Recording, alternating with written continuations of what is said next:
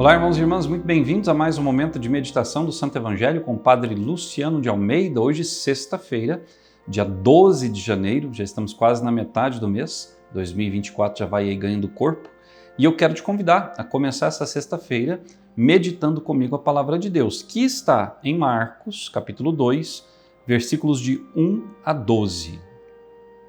Alguns dias depois, Jesus entrou de novo em Cafarnaum. Logo se espalhou a notícia de que ele estava em casa. E reuniram-se ali tantas pessoas que já não havia lugar nem mesmo diante da porta. E Jesus anunciava-lhes a palavra. Trouxeram-lhe então um paralítico carregado por 4 homens. Mas, não conseguindo chegar até Jesus por causa da multidão, abriram então o teto, bem em cima do lugar onde ele se encontrava. Por essa abertura, desceram a cama em que o paralítico estava deitado. Quando viu a fé daqueles homens, Jesus disse ao paralítico: Filho, os teus pecados estão perdoados. Ora, alguns mestres da lei que estavam ali sentados refletiam em seus corações: Como este homem pode falar assim? Ele está blasfemando. Ninguém pode perdoar pecados a não ser Deus. Jesus percebeu logo o que estavam pensando no seu íntimo e disse: Por que pensais assim em vossos corações? O que é mais fácil dizer ao paralítico: os teus pecados estão perdoados, ou dizer: levanta-te, pega a tua cama e anda? Pois bem, para que saibais que o Filho do Homem tem na terra poder de perdoar pecados, disse ele ao paralítico: eu te ordeno, levanta-te, pega a tua cama e vai para a tua casa. O paralítico então se levantou e, carregando a sua cama, saiu diante de todos. E ficaram todos admirados e louvavam a Deus, dizendo: Nunca vimos uma coisa assim. Palavra da salvação, glória a vós, Senhor. Irmãos e irmãs, o evangelho que nós acabamos de ouvir, ele é a continuação dos milagres de Jesus, mas sobretudo daquele milagre importantíssimo que Jesus realizou no dia de ontem, sobre o qual nós meditávamos, que foi a cura do leproso. Jesus estava no caminho para Cafarnaum, estava voltando para o seu quartel-general, a sua cidade, sede, base da sua missão, ali às margens do mar da Galileia, de onde ele podia tomar uma barca e ir para todos os cantos ali naquela região. Jesus está voltando para lá, acompanhado dos seus discípulos. E pelo meio do caminho, aquele leproso o aborda. Senhor, se queres, tens o poder de curar-me. Muitas pessoas também estavam passando por ali, por aquele caminho. Viram a ousadia e até mesmo a desobediência daquele leproso em relação à lei, mas que se aproximou de Jesus e foi curado. E essas pessoas que viram o leproso ser curado, entre elas, com certeza, havia um daqueles 4 homens que trouxe o paralítico carregado até Jesus hoje, na cena do Evangelho que nós acabamos de ouvir. Alguém presenciou aquele milagre e foi às pressas dizer para aquele homem que estava acamado, impossibilitado, não sabemos se por uma doença física ou espiritual, mas que estava impossibilitado de caminhar. Caminhar, nós sabemos, é um gesto essencial na vida do ser humano. O homem caminha neste mundo, faz a sua vida, mas o homem também, enquanto peregrino nesse mundo, é peregrino em direção ao céu. O homem que não consegue caminhar com suas próprias pernas, pode ainda assim caminhar com as suas pernas da alma, se assim nós pudermos dizer, pode caminhar com a sua força espiritual, mesmo atado a uma cadeira de rodas, mesmo atado a uma cama, mesmo preso a uma condição física, ele não deixa de caminhar se tiver fé. E aquele homem acreditou. Acreditou no testemunho do amigo que veio lhe dar a notícia. Existe um homem que pode resolver o teu problema. Existe um homem que pode curar a tua enfermidade. Existe um homem que pode te devolver a dignidade. Ora, quando nós assistimos aquele seriado The Chosen, que aliás eu indico sempre, nós vemos essa cena muito bonita, que acontece na casa de João e Tiago. Acontece na casa dos irmãos João e Tiago, os filhos de Zebedeu.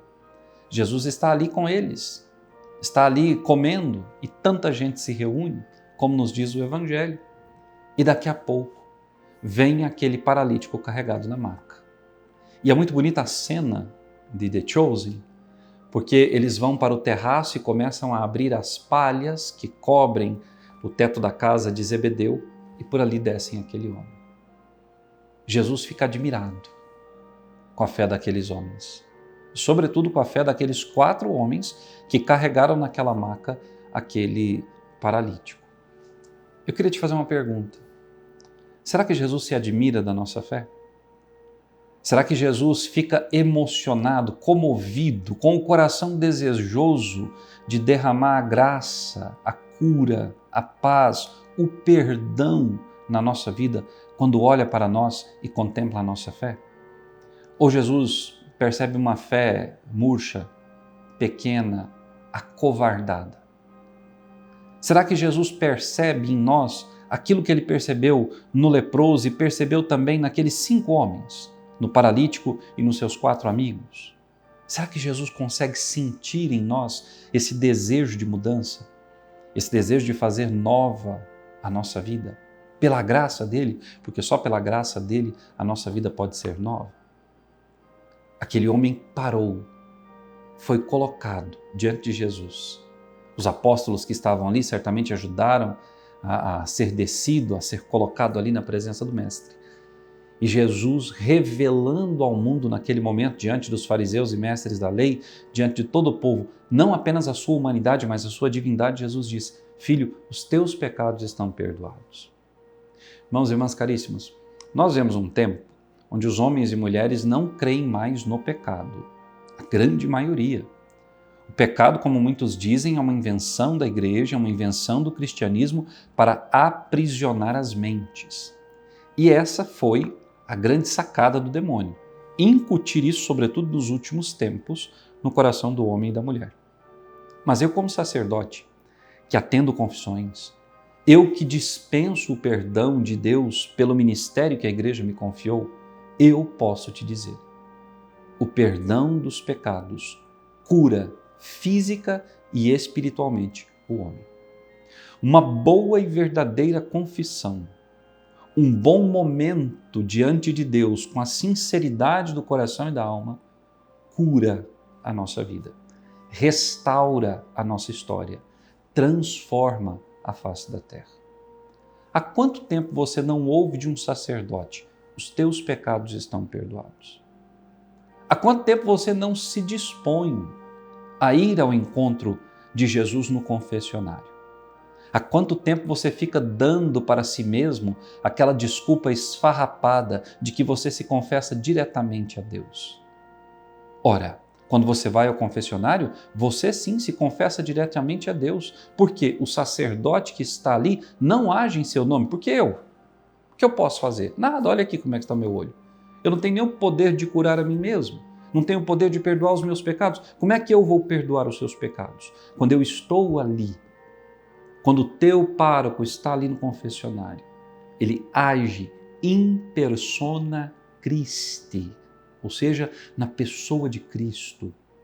E quando ele diz, os teus pecados estão perdoados, Deus, pela miséria humana, se manifesta a outro miserável, que é o penitente, o pecador, e lhe perdoa se ele foi sincero e de fato está arrependido.